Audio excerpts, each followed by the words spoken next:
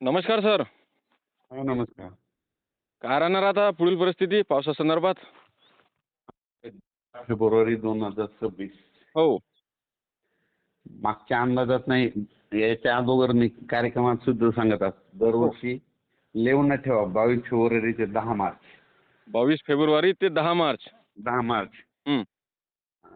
5 राज्य कोणतं? हां. आंध्र प्रदेश, तेलंगणा, कर्नाटक, तामिळनाडू, महाराष्ट्र, हो. छत्तीसगड, मध्य प्रदेश, हो. गुजरात, हो. राजस्थान. हं. 5-7 राज्यातनं दरवर्षी 22 फेब्रुवारी 10 मार्च हो. एक अवकाळी येतेच. हो.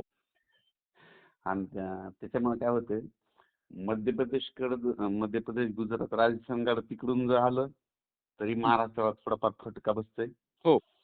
आंध्र प्रदेश, तामिळनाडू, कर्नाटक, केरळ इकडून जरी आलं हं. तरी महाराष्ट्राकडे थोडं येतंय. हो. छत्तीसगडकडे जरी, आसामकडे जरी आलं हो. तरी आपल्याला फरक हे मग थोड्याफार भागाकडे येऊन जाते. हो. बरोबर. हे ठरलेलंच लिहून ठेवा, म्हणा लक्षात ठेवा दरवर्षीचं. हो. बरोबर आहे. किती? 22 फेब्रुवारी ते 10 मार्च. हा, हे झालं एक. हो. आणखीन दुसरी गोष्ट सांगतो आता. हां. तुम्ही आज कुठं शेतात कुठं बाहेर गेला असाल, हो. शेतात आहे. जाणार असाल, हो. अशा वावटोळी सुटतील बघा, वावटोळी. हां, हां. आजपासून. काय म्हणतात आमच्याकडे वाटोळी म्हणतात. आमच्याकडे वावटोळमध्ये. वावळट म्हणतात काही भागात, वाळवट नंदुरबार होईल तिकडे. हो. हो. बरोबर. तर वावटोळी असे सुटतील, गोल वारे फिरतील ना, असे जातील बघा. हां, हां, हां. पूर्वेकडून येते इकडून पश्चिमेकडे जातील. हो का? त्या गेल्या की हं. समजायचं कुठंतरी एक चक्रीवादळ तयार होणार आहे. हां, हां, हां. म्हणजे कोण इशारा देते? निसर्गाचा ते वावटळ. हो. बरोबर आहे. वावटळ म्हणते की कुठंतरी एक चक्रीवादळ होणार आहे हं. आणि आभाळ तर निघणार आणि नसा पाऊस तर येणार, असा ती 10 दिवसांना अगोदर सल्ला देऊन जाते. हो. बरोबर. किती दिवसानं? 10 दिवसांनी सल्ला देऊन जाते. बघा आता सुटेल का नाही. वाटल्यास न परवा दिवशी वाटल्यास आणखीन व्हिडिओ घ्या हो. आणि कुठं जर झाली तर पुन्हा सांगा मला झालेली वाट. बरोबर.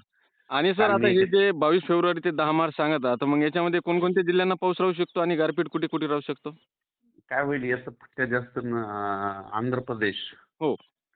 अं, तामिळनाडू तिकडे जरा जास्त फटका पडणार. कारण की काय होईल, लँडफॉल म्हणजे जमिनीवरती काय होईल, 22-23 तारखेला येईल ते. हो, हो, हो. चेन्नईकडे, नेल्लोर, हो. विशाखापट्टणम हो. ह्या पट्ट्यामध्ये काय होईल, एक 22 तारखेला धरल्या 23 तारखेला ते. हां, हां, हां. हा. मग तिथून धरल्याच नंतर जमिनीवाला थोडं स्थिर होईल. हो. पण स्थिर झाल्याच्या नंतर काय होतं, जे म्हणजे याचे जिल्हे आहेत ना, समजा समुद्राच्या कडेचे, हं. म्हणजे आंध्र प्रदेशचे, तामिळनाडूचे, हो. छत्तीसगडचे, ह्या मग भागात पाऊस जरा जास्त पडेल, म्हणजे पावसाळ्यासारखा पडेल. हो. बरोबर. म्हणजे त्या 4-5 राज्यात. मग तिकडे जर पडत असल्यामुळे काय होईल, त्याचा असर मग आपल्या महाराष्ट्रावर काय होईल, हं. इकडे नांदेड जिल्हा, यवतमाळ, चंद्रपूर, हं. नागपूर, हं. इकडं अहिल्यानगर, नंदुरबार, धुळे, जळगाव, नाशिक, हो. संभाजीनगर, जळगाव, हं. कोल्हापूर, पुणे, हो. हो. ह्या पट्ट्याला मग थोडं असं होईल. आणि सोलापूर, आणि सर लातूर, विदर्भामध्ये? विदर्भामध्ये आहे ना यवतमाळ. हो का? हं. मात्र सर बाकी जिल्हे वाशिम, अमरावती, अकोला, कुठं? वाशिम आपलं विदर्भामध्ये? हां, हां.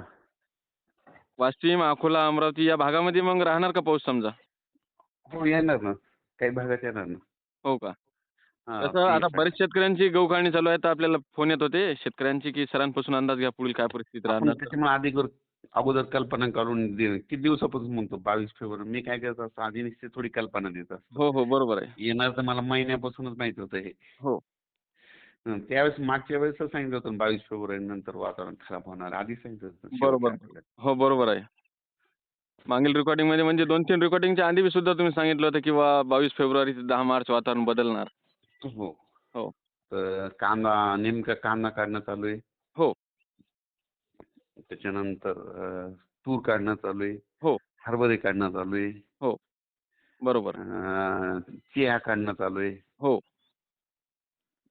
बरं बरेच सर आता म्हणजे ज्या राजमा ज्या काढणं चालू आहे. तर त्या हो, शेतकऱ्यांनी 22 पर्यंत काढून घ्यायचा. हो. ज्या शेतकऱ्यांचे गहू काढणी झालेली आहे, मग त्यांनी 22 मार्चपर्यंत का 22 फेब्रुवारीपर्यंत काढायला पाहिजे का? आलेले असले तर काढून घ्यायचे हो का? आणि नसले आले तर राहू द्यायचे. कशाला उगाच काढायचे. हो, हो. बरोबर आहे. म्हणजे आणि हे एवढा पाऊस कसं असतंय, महाराष्ट्रामध्ये म्हणजे हे पावसाचं अवकाळी नसतं की इकडे पडत नसतंय. हो. फक्त काय करायचं, थोडं 8 दिवसात गव्हाला पाणी देऊ नका म्हणा. या 8 दिवसांनी. म्हणजे कधी 15च्या नंतर पाणी देऊ नका. 15 हो का? ते हो. जर पाणी दिलं तर काय होईल? हो. पाऊस जर पडेल, अंधारात पडेल समजा तेलंगणात, पण हो. तिथं वारं इतकं सुटेल की तुमचा गहू पडून जाईल. हो, हो. बरोबर आहे. बरोबर आहे मात्र ना? हो, ज्या शेतकऱ्यांचं पाणी द्यायचं राहिलेलं असेल त्यांनी 15 तारखेपर्यंत द्यायला पाहिजे. गव्हाचं पाणी देऊन घ्यायला पाहिजे, कारण की ना काय होतं मग पुन्हा ना वाऱ्यानं नुसता गहू पडत आहे. हो, हो. बरोबर आहे. हो. आणि सर यापूर्वी तुम्ही आपल्याला 2026 चा देखील अंदाज दिलेला आहे. तर पुन्हा एकदा शेतकऱ्यांना तुम्ही सांगावा 2026 चा अंदाज. 2026ला सरासरी इतका पाऊस पडणार आहे, जेमतेम पडणार आहे. हो. आणि पिकाला लागल तसा पाऊस पडणार आहे आणि पिकं चांगली येणार आहेत. बरोबर. कापूस, सोयाबीन, तूर, मूग सगळे पिकं जोरदार येणार आहेत. हो, हो. बरोबर. आणि जितका पाऊस कमी तितके पिकं चांगले. हो. हो. आणि सर तुम्ही यापूर्वी आपल्याला ते सुद्धा सांगितलं होतं, की दुष्काळ कशामुळे पडतो आणि का पडतो? तर त्याच्याबद्दल आपल्या चॅनलवरती व्हिडिओ आहे. तर अं, शेतकऱ्यांना ते सुद्धा पाहायला पाहिजे. कारण की शेतकऱ्यांना मग पूर्णपणे माहिती भेटते. हां, हां, हां. हं. आणि सर आता समजा शेतकऱ्यांना फक्त 22 फेब्रुवारी ते 10 मार्चपर्यंतच शेतकऱ्यांना पावसाचा धाक आहे. हं. मात्र त्यानंतर काही एवढं टेन्शन घ्यायचं काम नाही. मग पुढे पाऊस राहणार का सर समजा? महाराष्ट्रात काय होणार आहे, थोडं तुरळक तुरळक भागात पडणार आहे, सगळीकडे नाही पडणार. हो का? हं. मात्र भाग बदलत राहणार. मात्र तशी चिंता करायची काही गरजच नाही. हां, तुरळक हो. ठिकाणी पडणार आहे. हो, मात्र तुमचे कुटार वगैरे हे ते असेल तर झाकून ठेवायला चालेल. झाकून ठेवायला पाहिजे. हो. हो, हो. बरोबर. कांदे सुद्धा मग झाकून ठेवायचे. हो, तुरीचं कुटार झाकून ठेवायला पाहिजे. वीट हो. भट्टीवर त्यांनी सुद्धा ते आपलं हे बरोबर. करायला पाहिजे. नाहीतर मागच्या पावसात काय झालं, हां. जळगावकडे खूप नुकसान झालं वीट उत्पादकांचं. हो, हो. बरोबर आहे. आणि सर एक प्रश्न राहिलेला आपला शेतकऱ्यांचा. हं. तो म्हणजे थंडी कशी राहणार आता समोर? थंडी रात्रीची राहणार ना. रात्रीची? हो. मात्र आता किती रात्रीची हो, किती दिवस राहणार? ही 22 तारखेपर्यंत. 22 तारखेपर्यंत. मात्र मग हो. नंतर समोर राहणार नाही. हां, कमी कमी होत जाणार आहे. हो का? हं. हं. आता तुम्ही सांगितलं होतं दिवसाने थंडी जाणवणार नाही, तर दिवसाने थंडी नाहीच म्हणा. हो, हो. हो, फक्त रात्रीची आपल्याला थंडी पाहायला मिळत आहे चांगली. हं.